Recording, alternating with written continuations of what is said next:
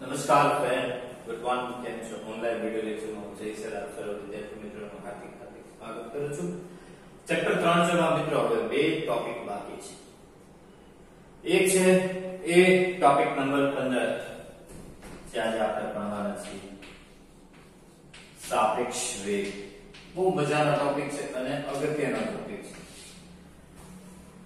Topic number 16 17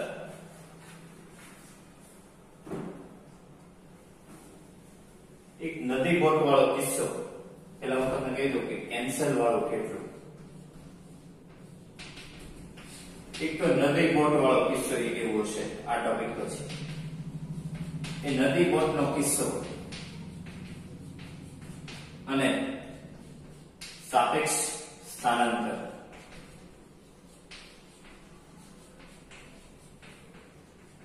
આ બે topic મિત્રો તમારે કેન્સલ કરી નાખવાના. આનો કોઈ ઉપયોગ નથી આગળ જતા જેડબલ્યુ નીટમાં મિત્રો, અને આનો પણ ક્યારે કોઈ ઉપયોગ આવતો નથી. આ બે ટોપિક છે મિત્રો તમારે કેન્સલ કરી નાખવાના છે. હવે આજના ટોપિક પછી એક ટોપિક બાકી રહેશે કે જે આખો અલગ સ્ટડી છે, જેનું નામ છે પ્રક્ષિપ્ત ગતિ. એક આખી અલગ પ્રકારની ગતિ. ગયા વખતે તમને મિત્રો યાદ હોય તો ગયા વખતે આપણે નિયમિત વર્તુળમય ગતિ સુરેખ પથ પર ગતિ હતી. ગયા વખતે આપણે નિયમિત વર્તુળમય ગતિ ભણ્યા. પછી આપણે પ્રક્ષિપ્ત ગતિ ભણીશું. એના હવે આ ચેપ્ટરનો છેલ્લો લેક્ચર, પછી આપણે ચેપ્ટર 5 શરૂ કરીશું. અત્યારે આપણે સાપેક્ષ શબ્દ કાઢના જોવું તો વેગ એટલે તમને ખબર છે, તત્કાલીન વેગ એટલે અંતર આયેગા સમય. કોઈ પદાર્થ છે, કોઈ એક કણ છે, સુરેખ પથ ઉપર જતો હોય, તેને કાપેલું અંતર એનો સમય, એનો ગુણોત્તર, એનો વેગ આપે. પરંતુ બે પદાર્થ હોય, બે એક જ દિશામાં જતા હોય. બની શકે કે આ સાયકલમાં જતો હોય અને આની પાસે બાઇક હોય, તો બેયના વેગમાં કંઈક ને કંઈક ફેર આવશે. એ તો તમે જાણો છો, કારણ કે સાયકલ બેઠે તમે કહી શકો આ ફાસ્ટ હશે ને આ સ્લો હશે. બની શકે આ બાઇક વાળો છે એ આમ આવતો હોય, બે આમ આમી હોય. તો શું? જ્યારે વેગની સરખામણી કરવામાં આવે કોઈ એકની સાપેક્ષ બીજાની, તો એનો સાપેક્ષ વેગ કહેવાય. બહુ સરળ ટોપિક છે. જ્યારે વ્યાખ્યા બનાવી તો આવી રીતે બને કે જ્યારે બે કણ કે પદાર્થો ના વેગની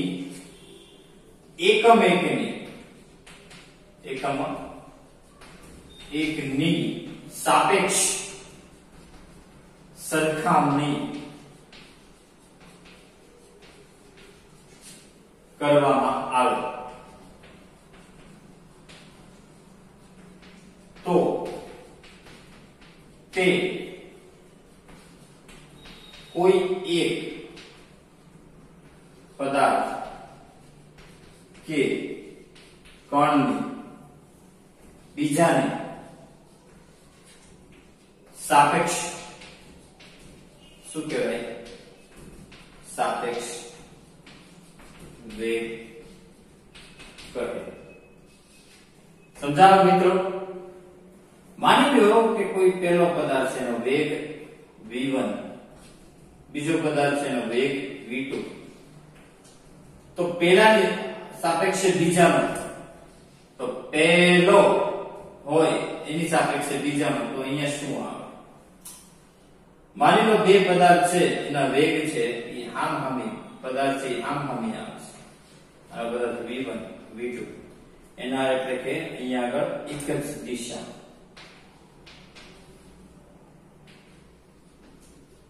અને અહીંયા આગળ પરસ્પર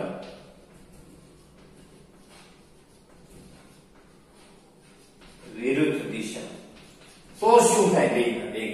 તો યાદ રાખજો મિત્રો, સદિશ બે એક દિશામાં હોય તો યાદ રાખવાનું બેયના વેગની બાદબાકી. અને જ્યારે પરસ્પર વિરુદ્ધ દિશામાં હોય ત્યારે બેયના વેગનો સરવાળો. બસ એટલું યાદ રાખો. પહેલાની સાપેક્ષે બીજાનો. આને શું વંચાય? પ્રથમ ની સાપેક્ષે બીજાનો. જો v21 લખો તો v2 v1 આવે. સમજાણું? સરવાળામાં ક્રમનો નિયમ લાગે. તો યાદ તમારે એટલું જ રાખવાનું છે સાપેક્ષ વેગમાં કે એક દિશામાં ગતિ હોય તો બેયના વેગની બાદબાકી અને પરસ્પર વિરુદ્ધ દિશામાં ગતિ હોય તો બેયના વેગનો સરવાળો. બરાબર છે? ઓકે, એકદમ સરળ. બસ આટલો ટોપિક છે. એના 2-3 ન્યુમેરિકલ છે પછી પૂરું. તો વ્યાખ્યાની તમે જોતું હોય તો તમે વિડિયો પોઝ કરીને લખી શકો છો. તમને એકદમ સરળ ભાષામાં કહી દઉં સાપેક્ષ વેગ કેમ ગોતવો.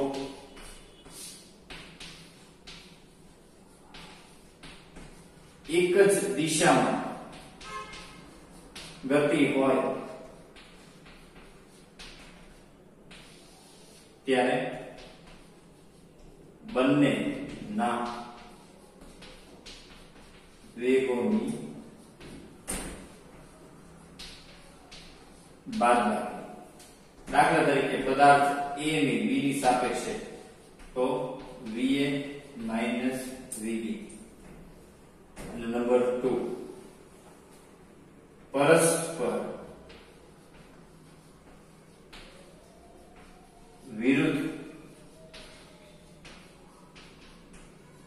દિશામાં ગતિ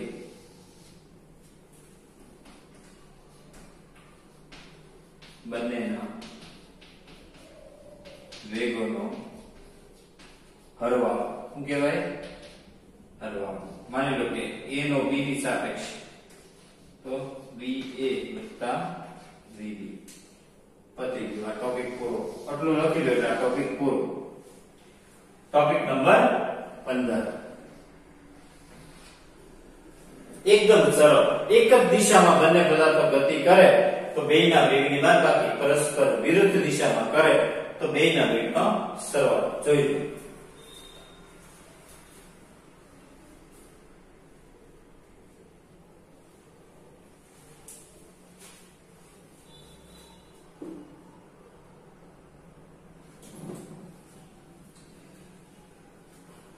દાખલા જોઈએ મિત્રો. આના ઉદાહરણ જોઈએ. એકદમ સરળ.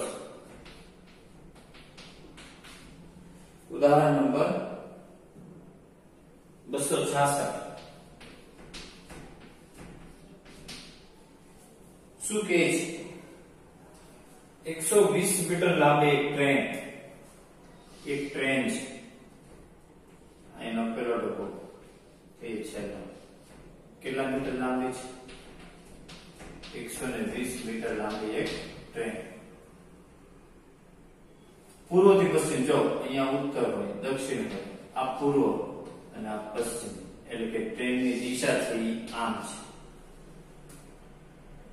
10 મીટર પ્રતિ સેકન્ડ એટલે VT. એટલે કે ટ્રેનની ઝડપ 10 મીટર પ્રતિ સેકન્ડ છે. VT for train.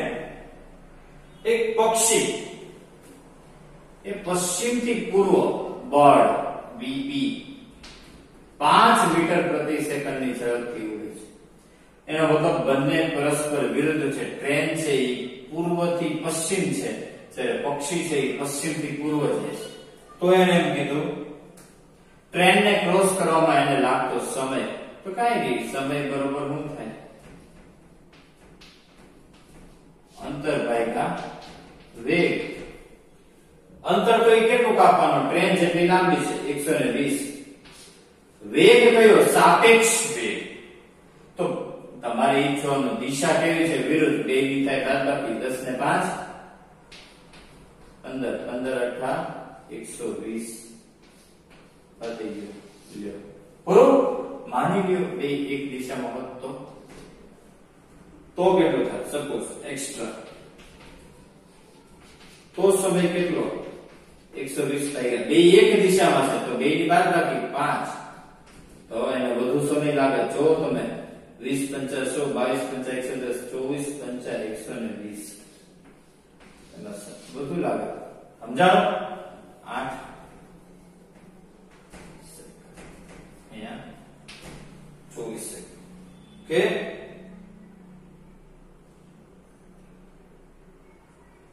આવશે તમને રેડી એની ડાઉટ એની કન્ફ્યુઝન ઓકે નેક્સ્ટ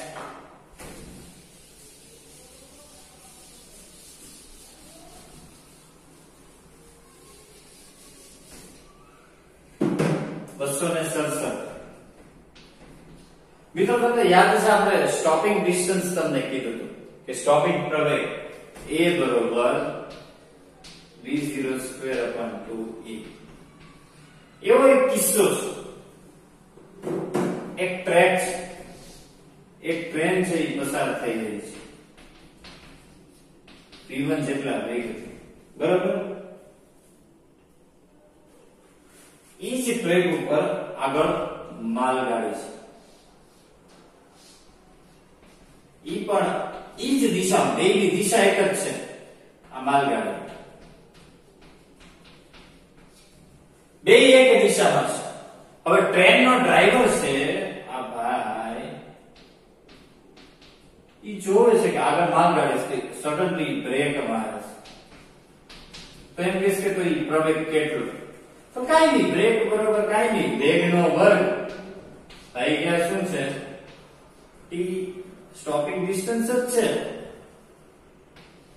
પણ અહીંયા વેગ કયો સાપેક્ષ વેગ આની સાપેક્ષે એટલે એક દિશામાં એટલે શું કરવાની બે ની બાદ બાકી પતિ d બરોબર v1 v2 whole square upon 2e પતિ તો એકદમ સરળ હવે આની ઉપરથી 268 છે ઈ ઉદાહરણ એની એપ્લિકેશન હોય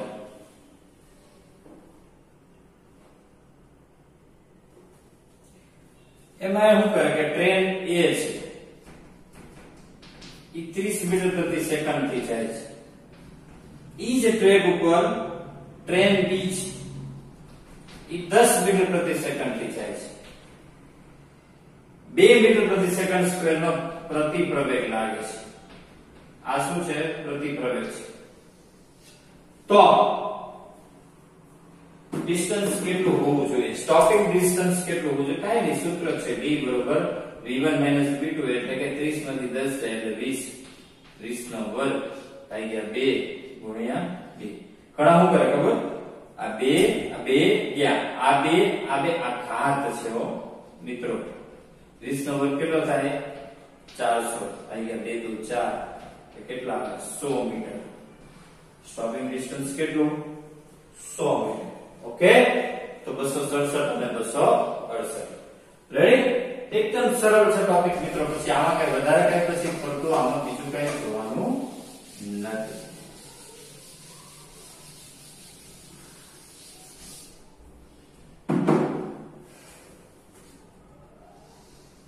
છેલ્લું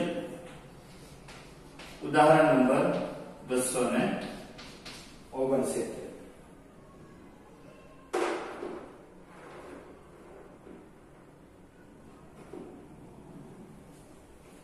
એક બોલ A છે એને v0 જેટલા વેગથી ઉપર તરફ ઉછાળવામાં આવે છે બરોબર એ જ ક્ષણે એક બોલ B છે એને v જેટલા વેગથી એને નીચે પાડવામાં આવે છે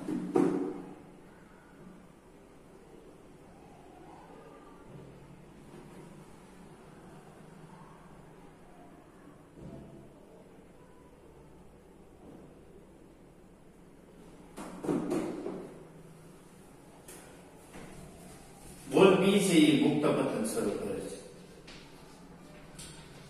સમય સમાન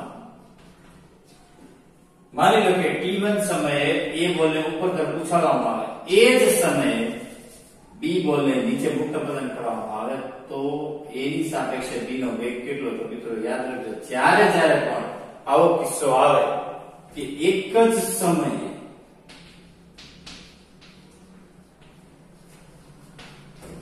ઉર્ધ્વ દિશામાં ઉછાલ પદાર્થ અને મુક્ત પતન થતા પદાર્થ નો વેગ હંમેશા અચળ જ હોય. મિત્રો આ વસ્તુ તમારે ત્યાં લખી લેજો, પરંતુ કન્ડિશન ઇઝ સમય સમાન કેવો હોય? અચળ. બરોબર. 269 નું ઉદાહરણ છે, એના માટે મિત્રો આ લખી લેજો. આગળ આવનારા કોઈ પણ સિચ્યુએશન માટે જો સમય સમાન તો ઉર્ધ્વ દિશામાં ફેંકેલો પદાર્થ અને મુક્ત પતન કરેલો સેમ પદાર્થ બેયના વેગ કેવા હોય? સરખા જ. બરાબર છે મિત્રો? ઓકે.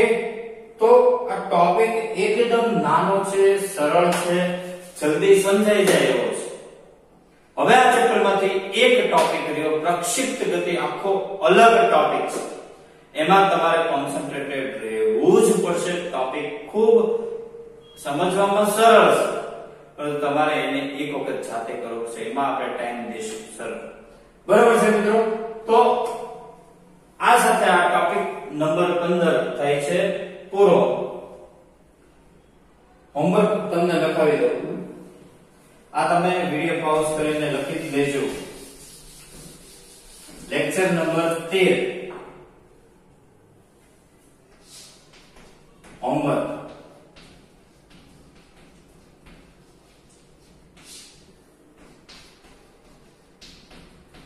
Topic number 15